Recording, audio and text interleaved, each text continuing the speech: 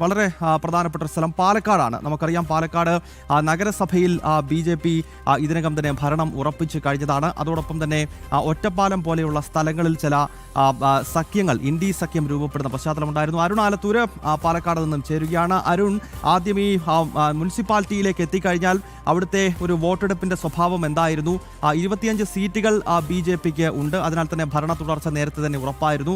മറ്റ് സ്ഥാനാർത്ഥികൾക്ക് കിട്ടിയ വോട്ടുകൾ എത്രയാണ്? അതിനുശേഷം നമുക്ക് ഒറ്റപ്പാലം വിഷയത്തിലേക്ക് വരാം.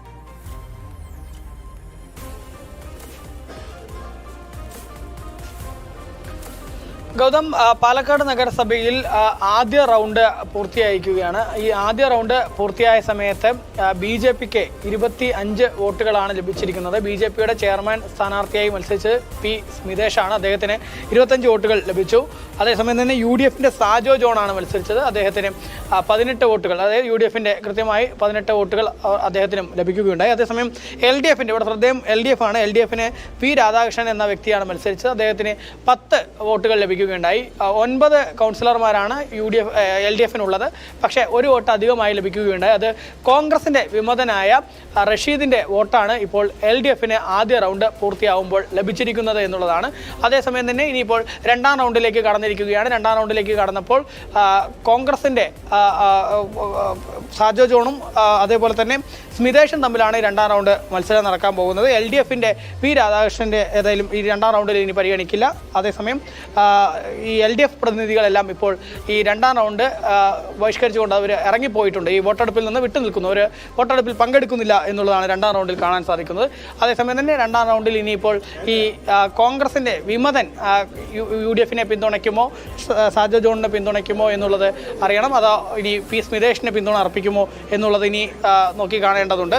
നിലവിൽ ഏതായാലും ആദ്യ റൗണ്ട് പൂർത്തിയായിരിക്കുന്നു. ഇനിയിപ്പോൾ രണ്ടാം റൗണ്ടിലേക്ക് പാലക്കാട് നഗരസഭ ചെയർമാൻ തെരഞ്ഞെടുപ്പ് കടന്നിരിക്കുകയാണ്. ആദ്യ റൗണ്ട് പൂർത്തിയാകുന്ന സമയത്ത് BJPയുടെ P. സ്മിതേഷ് എന്ന ചെയർമാൻ സ്ഥാനാർത്ഥിക്ക് തന്നെയാണ് ഏറ്റവും കൂടുതൽ വോട്ടുകൾ ലഭിച്ചിരിക്കുന്നത്. മറ്റ് അത്ഭുതങ്ങളൊന്നും പാലക്കാട് സംഭവിക്കുന്നില്ല. അത് BJPയുടെ ശക്തി കേന്ദ്രമായി തന്നെ തുടരുമെന്ന സന്ദേശം അവിടെ തെരഞ്ഞെടുപ്പിൽ ലഭിക്കുകയാണ്. ഒപ്പം അരുൺ, ഈ ഒറ്റപ്പാലം നഗരസഭയിൽ ചെയർമാൻ തെരഞ്ഞെടുപ്പിൽ എന്താണ് അവിടെ സംഭവിച്ചത്? അവിടെ ഇന്ത്യ സഖ്യം വർക്കൗട്ട് ചെയ്തു എന്നത് സംബന്ധിച്ചുള്ള ചില വാർത്തകൾ കൂടി പുറത്തു വരുന്നുണ്ട്. അതായത് CPMന്റെ സ്ഥാനാർത്ഥിക്ക് UDF അംഗത്തിന്റെ പിന്തുണ, അങ്ങനെയല്ലേ?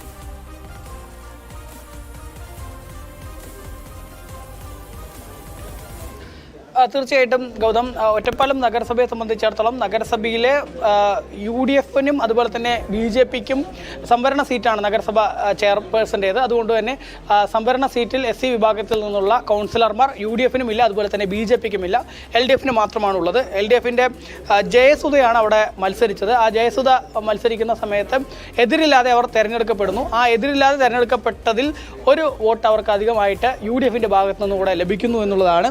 ജയസുധയെ UDF അംഗമായ PMA ജലീലാണ് പിന്തുണച്ചിരിക്കുന്നത് എന്നുള്ളതാണ്. ഏതായാലും UDF സാധാരണ നമുക്കറിയാം ഇത്തരത്തിൽ എതിരില്ലാതെ വരുന്ന സമയത്ത് BJP ആണെങ്കിലും ഒക്കെ വിട്ടു നിൽക്കാറാണ് പതിവ്. ഒറ്റപ്പാലത്ത് BJP ഒക്കെ അതിൽ നിന്നും വിട്ടു നിൽക്കുമ്പോൾ കൃത്യമായിട്ട് തന്നെ UDFന്റെ അംഗം ഈ LDFന്റെ ചെയർമാൻ സ്ഥാനാർത്ഥിക്ക് പിന്തുണ അർപ്പിക്കുന്നു. ഈ PMA ജലീൽ എന്ന വ്യക്തി LDFന്റെ സ്ഥാനാർത്ഥിക്ക് പിന്തുണ അർപ്പിക്കുന്ന ഒരു കാഴ്ചയാണ് അവിടെ നമുക്ക് കാണാൻ സാധിച്ചത്. ഏതായാലും നേരത്തെ പറഞ്ഞതുപോലെ തന്നെ ഈ ഇന്ത്യ സഖ്യം അവർ പല നഗരസഭകളിലും ഇത്തരത്തിൽ ഒരുമിച്ച് മത്സരിക്കുന്നത് നിയമസഭാ തെരഞ്ഞെടുപ്പ് വരാനിരിക്കെ ഒരുമിച്ച് നിൽക്കേണ്ട എന്നുള്ളൊരു തീരുമാനത്തിലാണ്. പാലക്കാട് നഗരസഭയിൽ ഉൾപ്പെടെ അവർ ആ തീരുമാനത്തിലേക്കാണ് എത്തിയത്. കാരണം നിയമസഭാ തെരഞ്ഞെടുപ്പ് വരുമ്പോൾ പൊതുജനങ്ങളുടെ മുന്നിൽ അത് അപഹാസ്യരായി മാറും. ഇപ്പോൾ തന്നെ വാളയാറിനപ്പുറം ഒന്നാണ് LDFും UDFും. എന്നാൽ ഇനിയിപ്പോൾ ഈ ഇതിലേക്ക് വരുമ്പോൾ തദ്ദേശ തെരഞ്ഞെടുപ്പിലെ ഇപ്പോഴത്തെ സ്ഥിതികളിലേക്ക് വരുമ്പോൾ ഒരുമിച്ച് നിൽക്കുകയാണെങ്കിൽ അത് വരുന്ന നിയമസഭാ തെരഞ്ഞെടുപ്പിൽ ക്ഷീണം ചെയ്യും എന്നുള്ളൊരു തീരുമാനത്തിലാണ്, അല്ലെങ്കിൽ ആ പശ്ചാത്തലത്തിലാണ് പലയിടത്തും ഇപ്പോൾ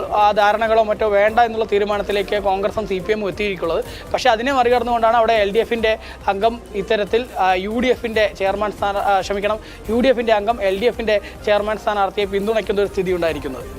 ഓക്കെ ഇനി എന്തൊക്കെ കാണാൻ കിടക്കുന്നു എന്നുള്ളതാണ്. ഇപ്പോൾ തന്നെ നഗരസഭയിലേക്കും കോർപ്പറേഷനിലേക്കും ഉള്ള തെരഞ്ഞെടുപ്പ് നടക്കുന്ന ഘട്ടത്തിൽ തന്നെ ചില സ്ഥലത്ത് ഇന്ത്യ സഖ്യമൊക്കെ രൂപപ്പെട്ട് കഴിഞ്ഞിരിക്കുന്നു. നാളെയാണ് പഞ്ചായത്ത് പ്രസിഡന്റുമാരെയും അതോടൊപ്പം തന്നെ ജില്ലാ പഞ്ചായത്തിലേക്കും ഒപ്പം ബ്ലോക്ക് പഞ്ചായത്തിലേക്കും ഒക്കെയുള്ള പ്രധാനപ്പെട്ട തെരഞ്ഞെടുപ്പ് നടക്കാൻ പോകുന്നത്. ആ ഘട്ടത്തിൽ ഒരുപക്ഷേ പല പഞ്ചായത്തുകളിലും UDF-ഉം LDF-ഉം തമ്മിലുള്ള പരസ്യമായ സഖ്യമൊക്കെ പ്രേക്ഷകർക്ക് കാണാൻ കഴിയും. ഇന്നിപ്പോൾ ഒറ്റപ്പാലത്ത് ഇത്തരമൊരു സംഭവം റിപ്പോർട്ട് ചെയ്തിരിക്കുന്നു. ഒപ്പം പാലക്കാട് നഗരസഭയിലേക്ക് എത്തിക്കഴിഞ്ഞാൽ അവിടെ ചെയർപേഴ്സൺ തെരഞ്ഞെടുപ്പിന്റെ ആദ്യഘട്ട വോട്ടെടുപ്പ് പൂർത്തീകരിക്കുന്ന ഘട്ടത്തിൽ BJP അവിടെ വിജയത്തിലേക്ക് കുതിക്കുകയാണ്. ഇനി അടുത്ത ഘട്ടം കൂടി പൂർത്തിയാകുമ്പോൾ അവിടെ ആര് വിജയിച്ചു എന്നത് സംബന്ധിച്ചുള്ള ഔദ്യോഗികമായിട്ടുള്ള പ്രഖ്യാപനം ഉണ്ടാകും.